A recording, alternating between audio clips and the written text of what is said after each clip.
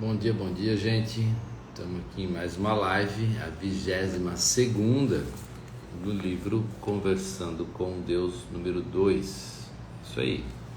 E a gente está na página 78, tá? Então assim, a gente vai... Ele terminou aqui falando assim: ser bem-sucedido em quê? Né? Ninguém faz a pergunta, ser bem-sucedido em quê?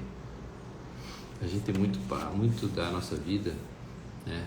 A gente pensa, bem-sucedido é ter uma casa grande, né? Um sucesso, ser reconhecido. Mas muito mais do que isso, tá? O sucesso está em a gente ter várias experiências na vida. Isso é sucesso da nossa alma. Nossa alma não está preocupada com o carro que a gente está andando, com a nossa casa, né? Com os núcleos sociais, não. A nossa alma, para começar, ela não se preocupa, né? Mas ela vem com a necessidade de criar experiências. Tá? A nossa alma é isso, ela quer experiências emocionais, experiências de vida. Como é que é sentir isso? Ela vem atrás do sentir. A busca da nossa alma é a busca do sentir, tá? Então é isso que ele estava falando ali, nessa questão do que é sucesso pra gente, né? Então quando a gente consegue conectar a nossa alma, pode ver que os seres elevados, né? Muitos seres elevados de luz que a gente tem aqui no planeta, já passaram por aqui, eles não estavam preocupados muito com posses, né? Com honrarias, com medalhas, troféus, né? A matéria em si, né? Ganhar de alguém, não. Eles sempre estavam, a grande ocupação deles era o quê? Em estar presente e manifestar Deus em todas as suas ações, tá? Essa é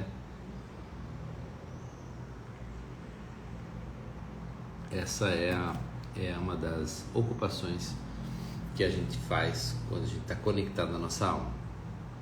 Vamos lá? Vamos começar a ler?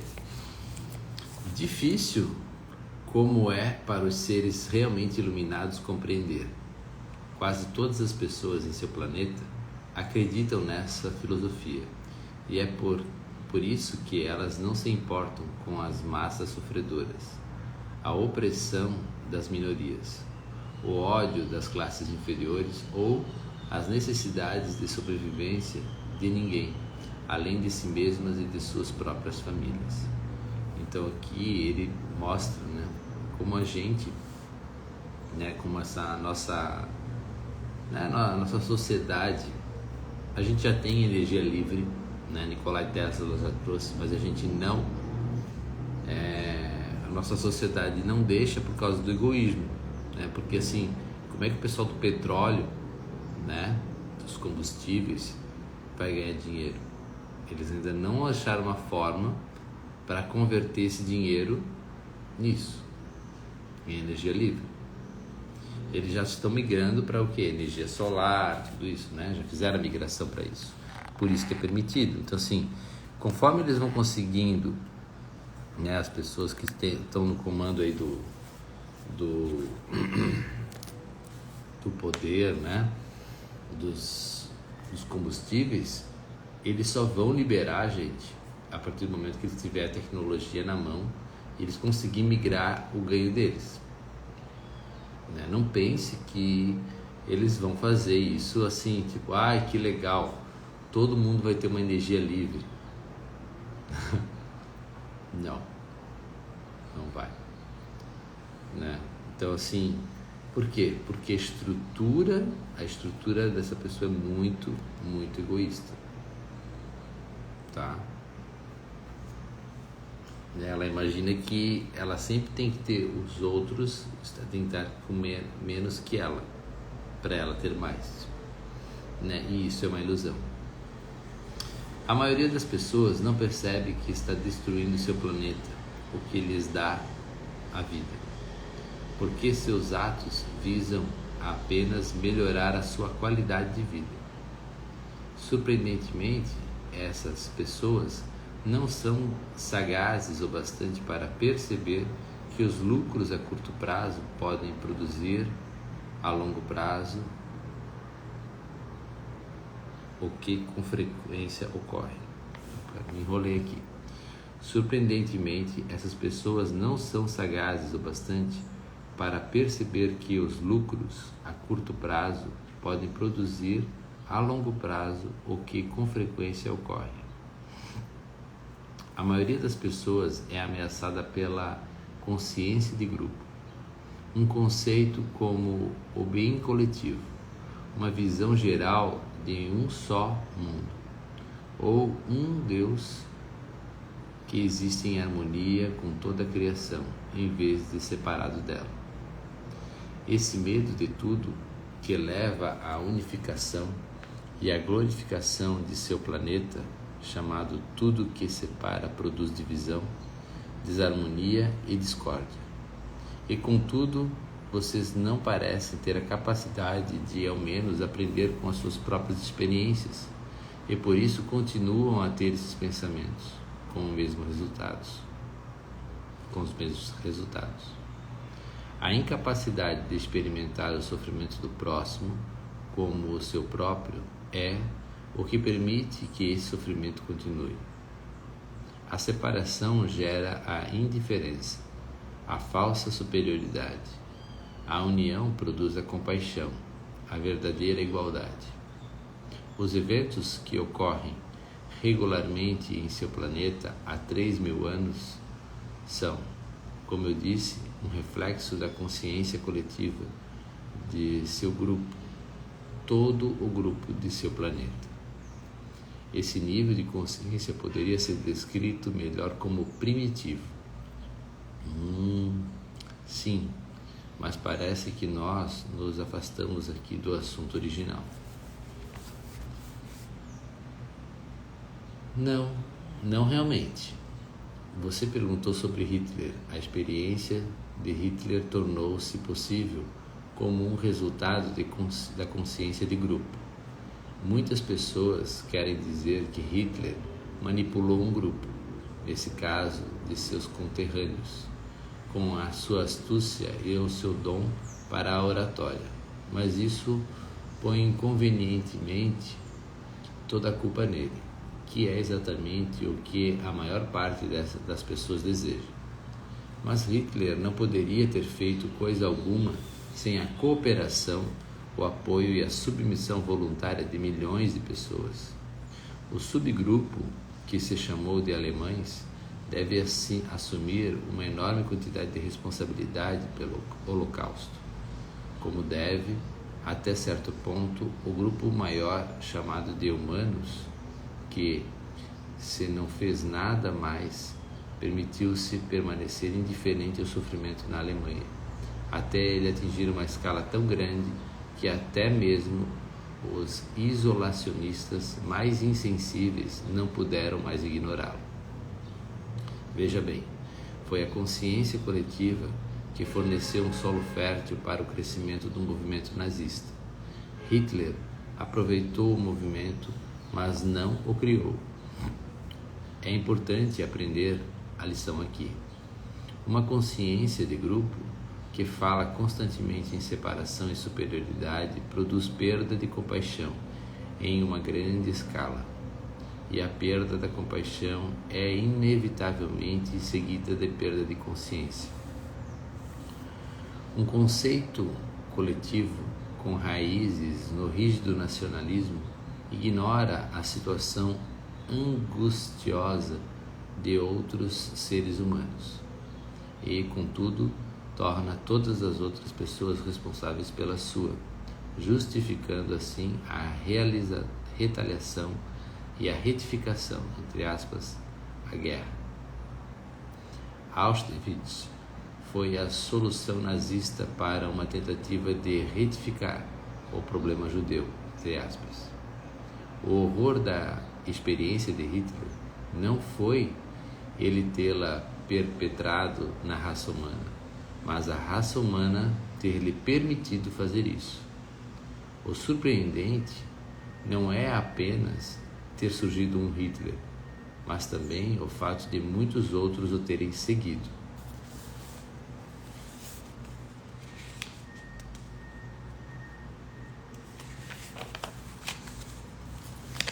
O vergonhoso não é apenas Hitler ter morto milhões de judeus, mas também o fato de milhões de judeus terem de ser mortos antes de ele ser impedido de continuar. O objetivo da experiência de Hitler foi mostrar a humanidade para si mesmo. Ao longo de toda a história, vocês tiveram mestres notáveis, cada qual apresentando oportunidades extraordinárias de se lembrarem de quem realmente são. Esses mestres lhe mostraram o que há de mais nobre e desprezível no potencial humano. Eles apresentaram exemplos vívidos de tirar o fôlego do que pode significar o ser humano, de até onde é possível ir com a experiência, de onde todos vocês podem ir e irão, de acordo com as suas consciências. É preciso lembrar que a consciência é tudo e cria a sua experiência. A consciência de grupo é poderosa e produz resultados de beleza ou feiura indescritíveis. A escolha é sempre sua. Se você não está satisfeito com a consciência de seu grupo, tente mudá-la. Ou melhor, o modo de mudá-la é por meio do seu exemplo. Se o seu exemplo não for suficiente, forme o seu próprio grupo. Seja a origem da consciência que deseja que os outros experimentem. Eles o experimentarão quando você a experimentar. Você é o início de tudo, de todas as coisas. Quer que o mundo mude, mude as coisas em seu próprio mundo. Hitler lhe deu uma ótima oportunidade de fazer isso. A experiência de Hitler, como a experiência de Cristo, é profunda em suas implicações e nas verdades que ele revelou sobre você. Contudo, essa consciência maior existe. No caso de Hitler, Buda, Gengis Khan, Hare Krishna, Átila ou Runo ou Jesus Cristo, apenas enquanto as suas lembranças deles existem. É por isso que os judeus erguem monumentos ao Holocausto e lhes pedem para que nunca os esqueçam, porque há um pouco de Hitler em todos vocês, em maior ou menor grau. Por fim, há um povo, por fim, há um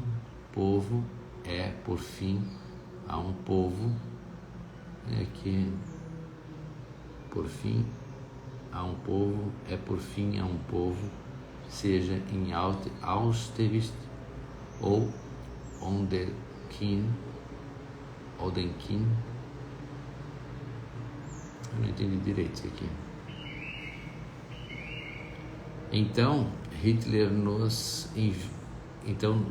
foi nos enviado para nos ensinar uma lição sobre os horrores que o homem pode cometer, os níveis até onde pode descer. Hitler não foi enviado para vocês, foi criado por vocês. Ele surgiu da sua consciência coletiva e não poderia ter existido sem ela. Essa é a lição. A consciência da separação, da segregação e da superioridade, de nós versus eles, de nós e eles, é o que cria a experiência de Hitler, a consciência da irmandade divina, da união, da unicidade, de nosso, entre aspas, em vez de seu e meu. É o que cria a experiência de Cristo. Quando o sofrimento é nosso, não apenas seu, a alegria é nossa, não apenas minha. A experiência de toda a vida é nossa. Então, afinal, é realmente isso, a experiência de toda a vida. Por que Hitler foi para o céu? Porque não fez nada de errado, entre aspas. Simplesmente fez o que fez. Eu lembro novamente de que durante muitos anos milhões acharam que ele estava certo. Como então ele podia pensar de outra maneira? Se você tem uma ideia maluca e 10 milhões de pessoas a aceitam, pode achar que não está tão maluco. É verdade, gente. O mundo decidiu, finalmente, que Hitler estava errado. Isso significa que as pessoas do mundo reavaliaram quem são e quem desejam ser em relação à experiência de Hitler. Ele criou um padrão, estabeleceu um parâmetro, um limite de acordo com o qual podíamos avaliar e restringir as nossas ideias sobre nós mesmos. Cristo fez a mesma coisa, na outra ponta do espectro. Houve outros Cristos e outros Hitlers, e haverá novamente. Então, fique sempre alerta, porque as pessoas de consciência elevada e pouco desenvolvidas andam entre vocês, até mesmo quando vocês andam entre outras pessoas. Que consciência você leva consigo? Olha só.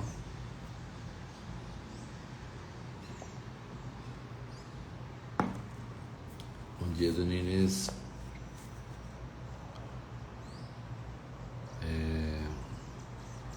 Aqui ele está falando, né? Que consciência você leva consigo? Né? Porque assim, tem vários tipos de pessoas circulando, várias consciências. Tem vários Hitlers e vários Jesuses andando entre a gente. Pessoas de consciência belíssima, mas também pessoas de consciência muito baixa, né? Pessoas que têm muito medo, pessoas que querem vingança, né? Pessoas que querem,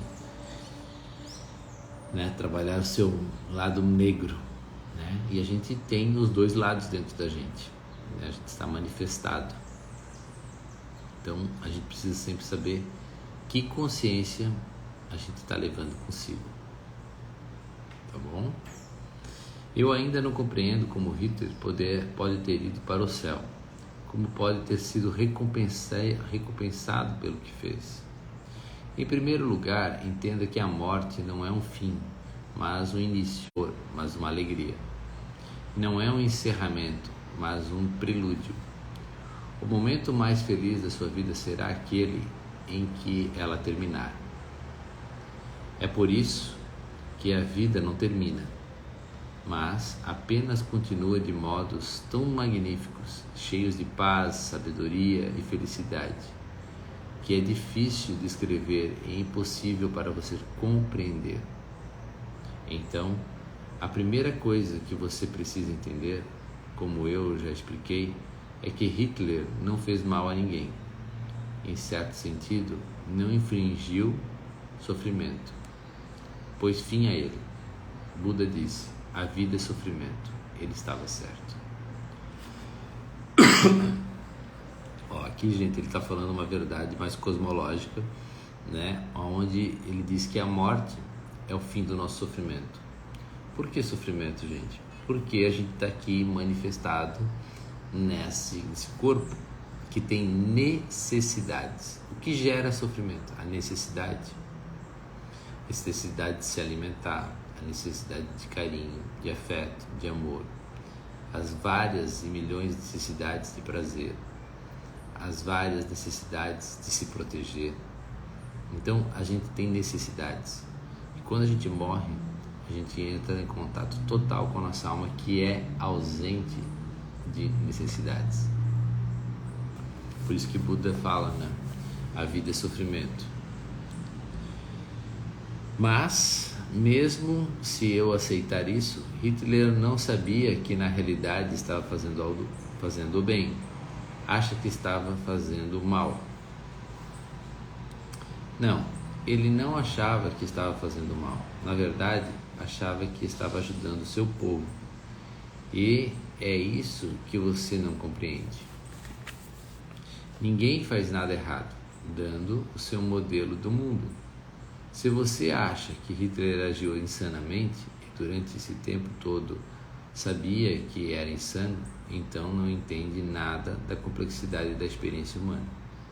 Hitler achou que estava fazendo o bem para o seu povo, e seu povo achou isso também. Essa foi a insanidade da coisa. A maior parte da nação concordou com ele. Você disse que Hitler estava errado.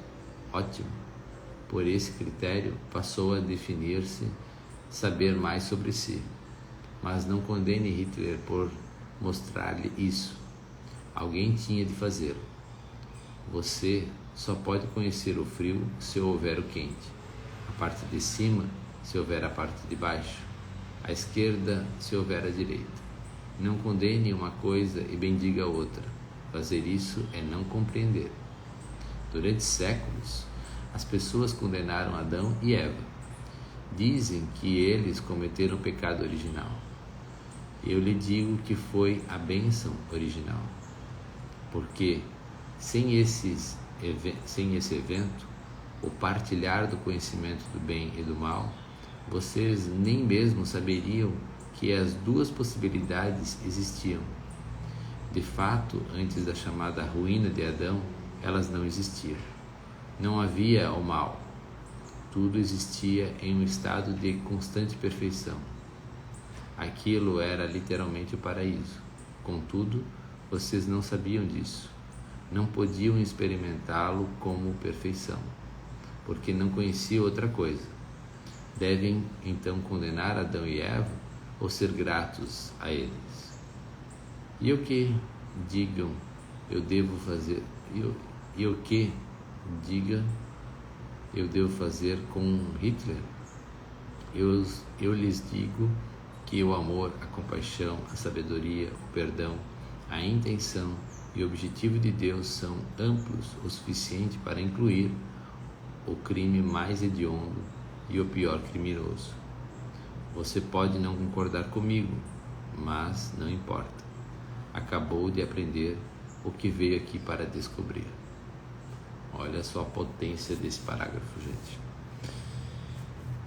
Olha a potência desse parágrafo. O pecado original não foi o pecado, mas sim a bênção original.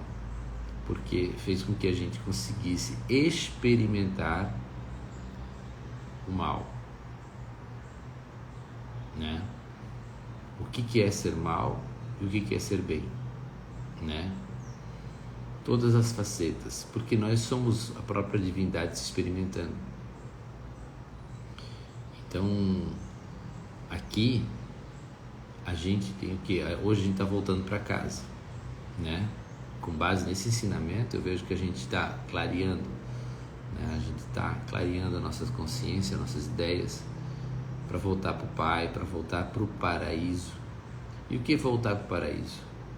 Voltar para o paraíso é entender que existe, as polaridades, mas que a nossa essência, ela é sempre divina. Por mais que a gente esteja fazendo algo que não seja, bom aos olhos da sociedade, a nossa essência sempre vai ser boa, porque a nossa essência é divina,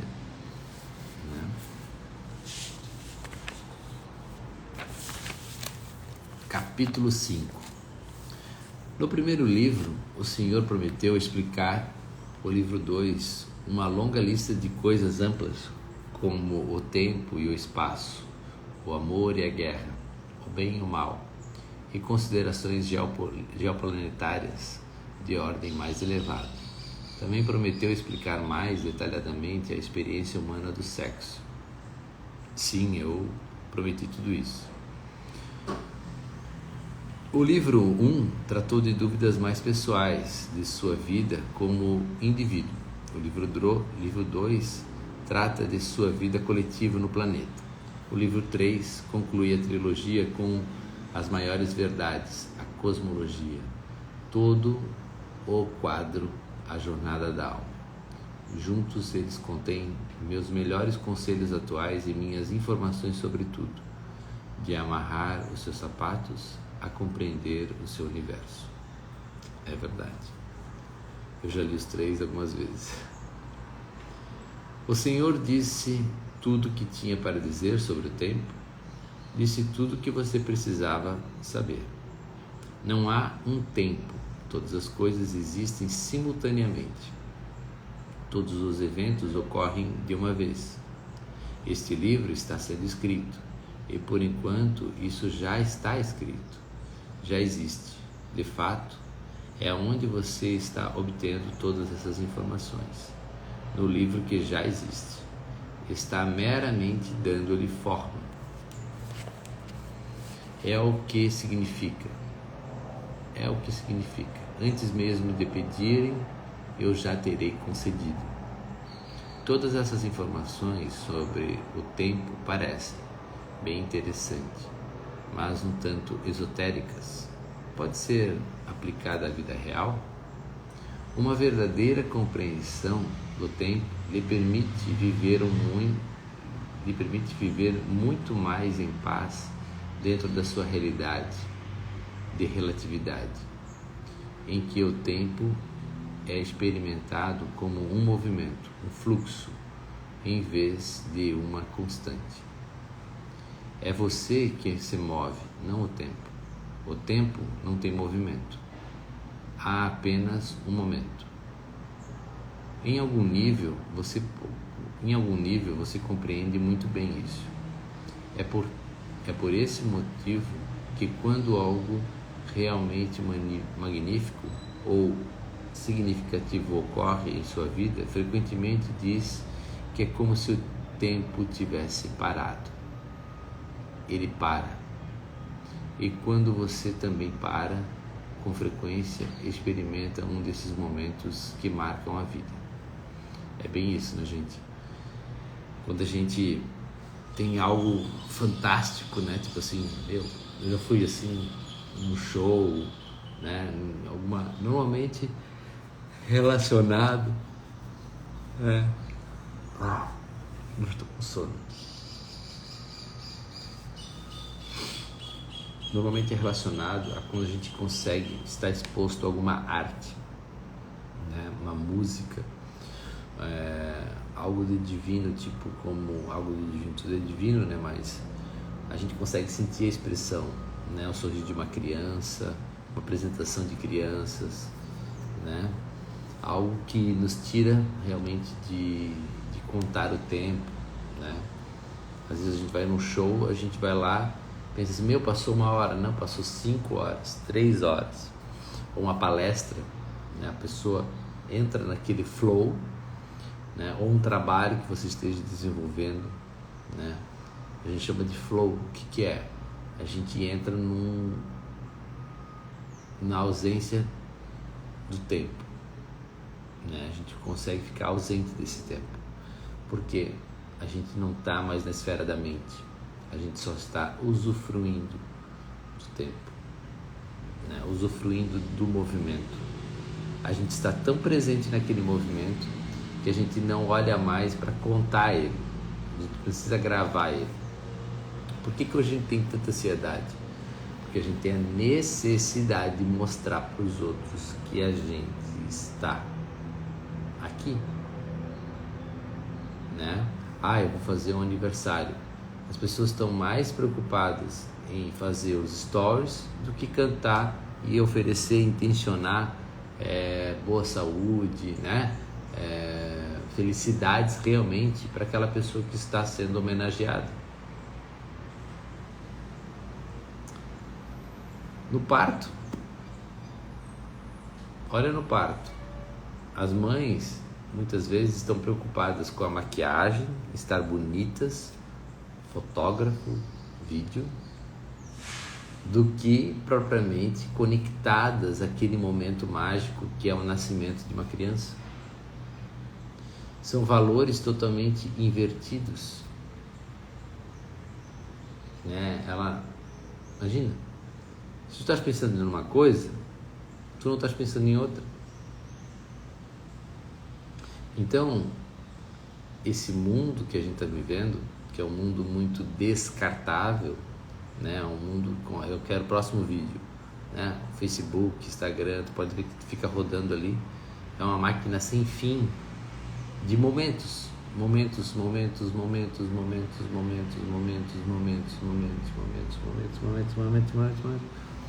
e isso vai até o final, que não existe fim. Isso gera ansiedade, isso gera falta de presença e gera o que? Comparação. Você compara a sua vida com aquelas que você está vendo, né?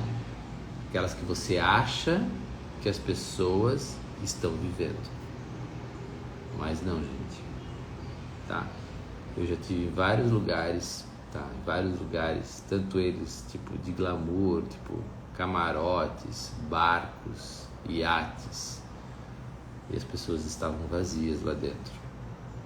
Elas tinham que ir lá tomar o seu remedinho de tarja preta, seus antidepressivos, seus ansiolíticos, para permanecerem ali. E eu já fui em lugares bem simples, muito simples, onde as pessoas não precisavam tomar nada, um copo d'água.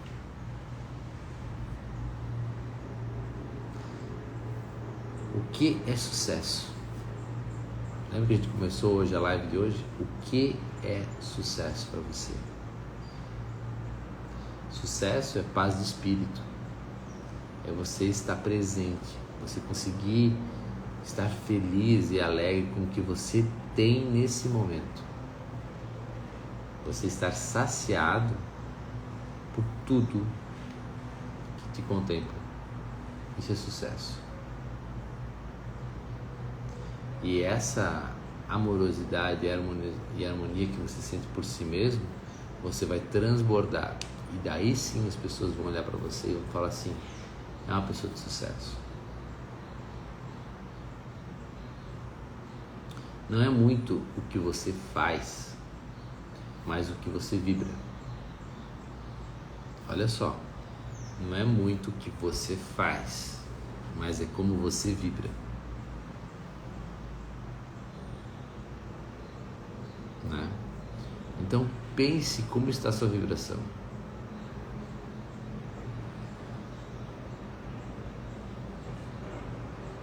Pense. Vamos lá?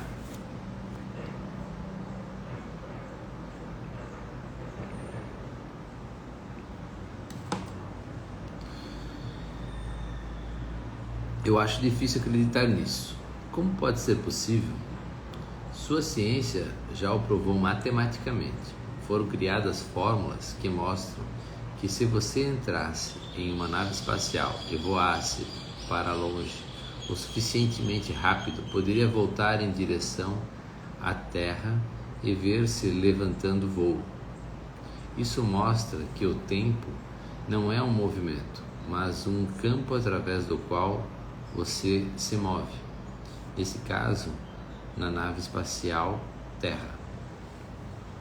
Vocês dizem que são necessários 365 dias para completar um ano.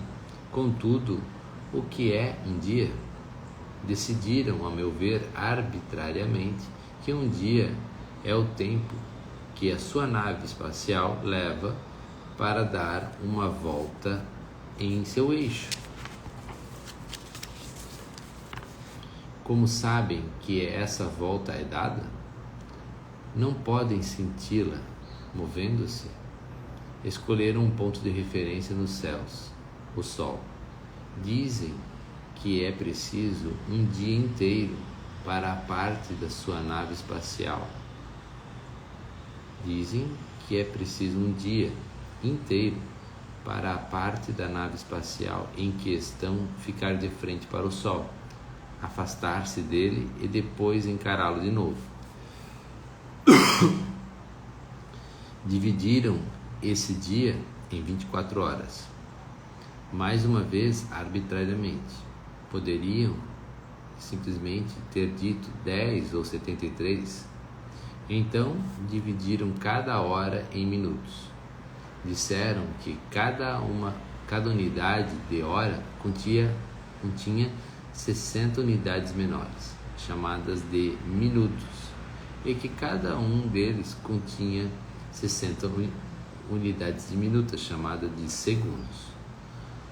Um dia notaram que a Terra não só girava, como também voava. Viram que se movia através do espaço ao redor do Sol. Vocês calcularam cuidadosamente que eram necessárias 365 voltas da Terra para a própria Terra girar em torno ao redor do Sol. Esse número de voltas da Terra chamaram de um ano. As coisas ficaram um pouco confusas quando vocês decidiram que queriam dividir um ano em unidades menores do que um ano, mas maiores do que um dia. Criaram a semana e o mês e conseguiram obter o mesmo número de meses em todos os anos, mas são o mesmo número de dias em todos os meses, mas não o mesmo número de dias em todos os meses. Vocês não conseguiram encontrar um modo de dividir um número ímpar de dias. Vocês não conseguiram encontrar um modo de dividir um número ímpar de dias, 365, por um número de par de 12 meses. Por isso, simplesmente decidiram que alguns meses continham mais dias do que outros.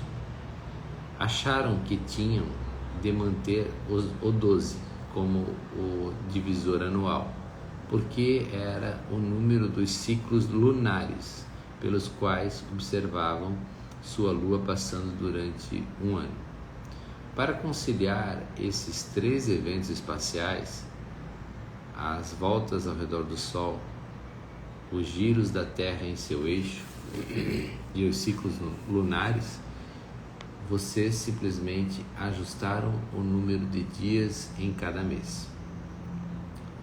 Nem mesmo esse artifício resolveu todos os problemas, porque as suas invenções anteriores continuavam a criar um aumento de tempo, com o qual não sabiam o que fazer. Então também decidiram que ocasionalmente um ano teria de ter um dia inteiro a mais. Vocês o chamaram de ano bissexto e acharam graça nisso, mas de fato vivem de acordo com essa construção. E então você acha minha explicação de tempo inacreditável. Com a mesma arbitrariedade, vocês criaram décadas e séculos, baseados curiosamente em múltiplos de 10, não de 12, para medir melhor a passagem do tempo. Mas o que realmente fizeram foi apenas inventar um modo de medir os movimentos através do espaço. Assim, vemos que não é o tempo que passa, mas os objetos que passam e giram em um campo estático que vocês chamam de espaço. O tempo é simplesmente o seu modo de contar movimentos. Os cientistas compreendem muito bem essa conexão e por isso falam em termos do contínuo espaço-tempo. Seu Dr. Einstein e outros perceberam que o tempo era uma construção mental, um conceito relacional. Era o que era relativamente ao espaço que existia entre os objetos. Era o que era relativamente ao espaço que existia entre os objetos. Se o universo está se expandindo, e está, então hoje é preciso mais tempo para a Terra dar uma volta ao redor do Sol do que era preciso há 1 bilhão de anos atrás. Há mais espaço para cobrir. Portanto, foram necessários mais minutos, horas, dias, semanas, meses, décadas e séculos para todos esses eventos cíclicos ocorrerem recentemente do que em 1492. Quando um dia não é um dia, quando um ano não é um ano, quando um dia é um dia, quando um ano é um ano. Agora, seus novos e altamente sofisticados instrumentos de cronometragem registram essa discrepância de tempo. E todos os anos, os relógios de todo mundo são ajustados para acomodar um universo que não para. É o que chamam de hora de Greenwich. Einstein especulou que se não era o tempo, entre aspas, que se movia, mas ele que se movia através do tempo, em uma determinada velocidade. Tudo que tinha de fazer para alterar o tempo era mudar a quantidade de espaço entre os objetos, ou a velocidade na qual se movia através do espaço de um objeto para outro. Essa era a sua teoria geral da relatividade, que aumentou a compreensão moderna da correlação entre tempo e espaço. Agora você pode começar a entender por que, se fizer uma longa jornada através do espaço e voltar, pode ter envelhecido apenas 10 anos, enquanto seus amigos na Terra terão envelhecido 30. Quanto mais longe você vai, mais modifica o contínuo espaço-tempo e diminui as suas chances quando volta de encontrar vivo na Terra quem estava lá quando partiu. Contudo, se em um tempo futuro os cientistas na Terra descobrissem um modo de arremessar-se mais rápido, poderiam enganar o universo, entre aspas, está enganado, e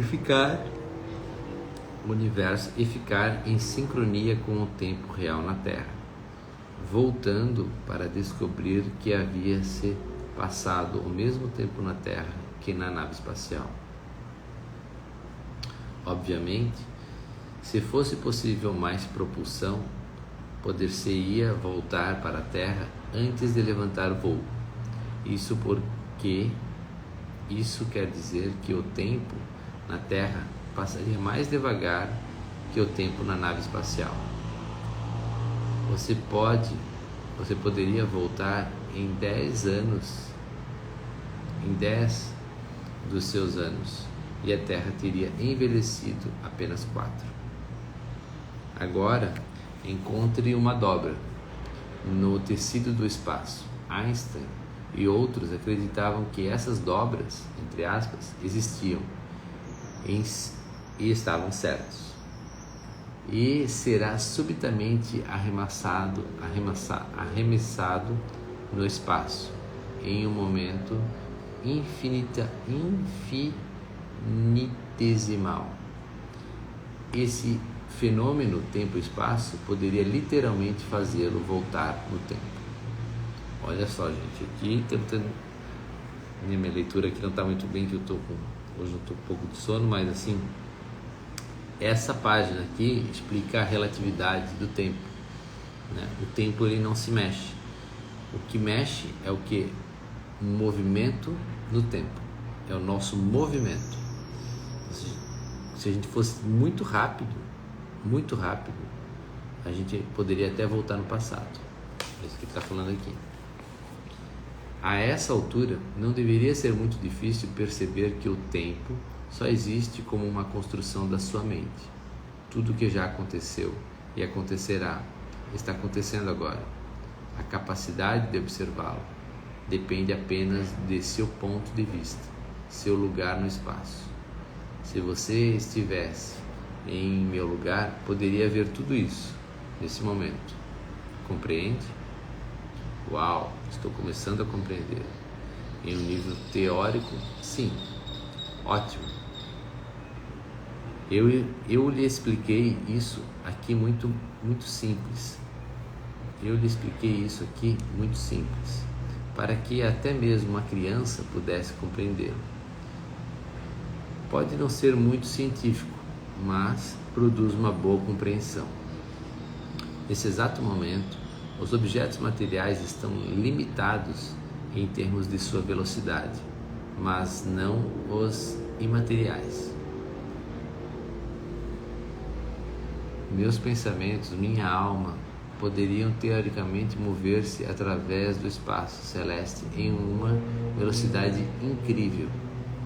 É isso, exatamente, e é o que frequentemente acontece em sonhos e outras experiências extracorpóreas e psíquicas.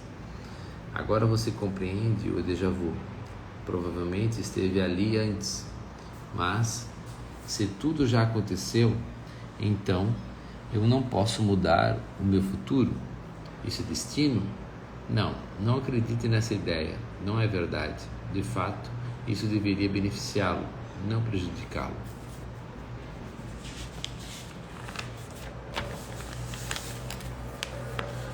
Você está sempre em um lugar de livre arbítrio e plena escolha.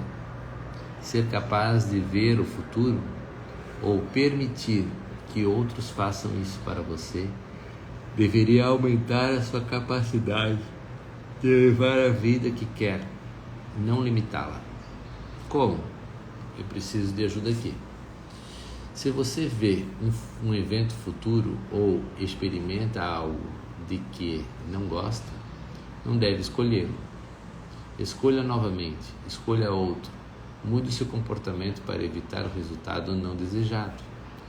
Mas como posso evitar o que já aconteceu?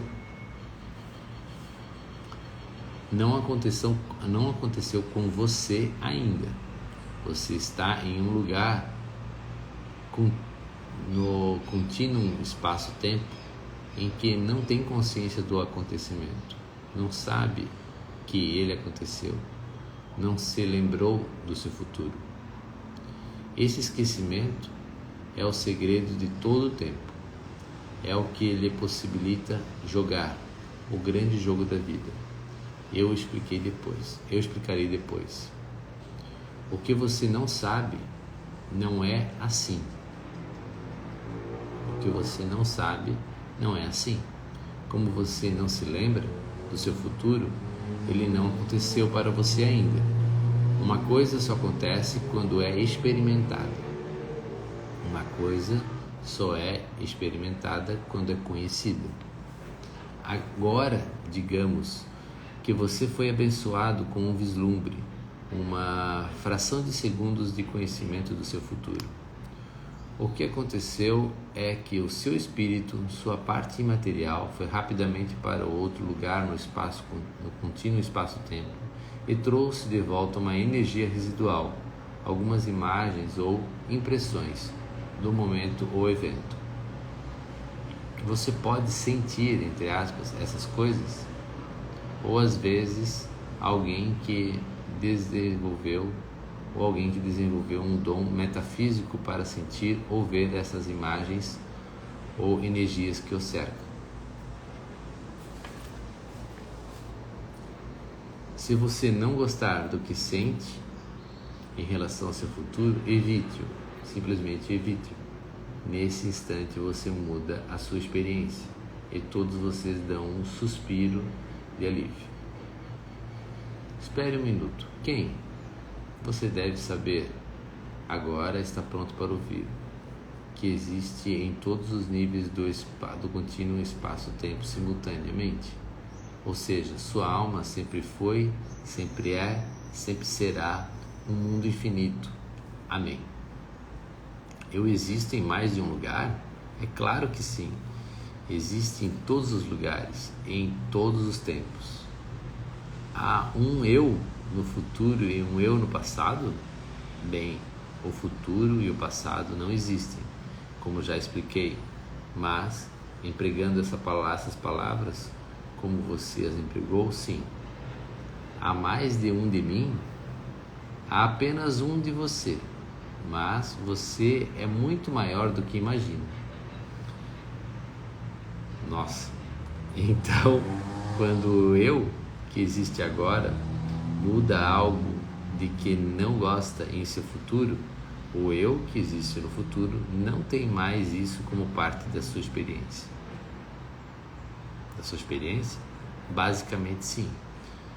Todo o mosaico muda, mas ele nunca perde a experiência que se proporcionou. Fica apenas aliviado e feliz por você não ter de passar por isso. Nossa, gente, olha só. É profundo. Isso aqui vai ter que... Esse capítulo 5 aqui tem que ser mais estudado, sabe? Tem que ser mais estudado, né? Nossa.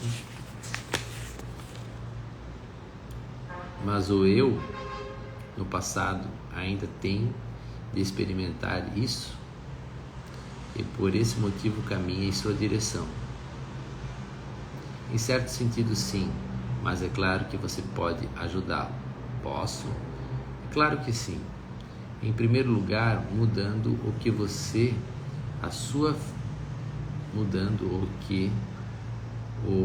você à sua frente experimentou.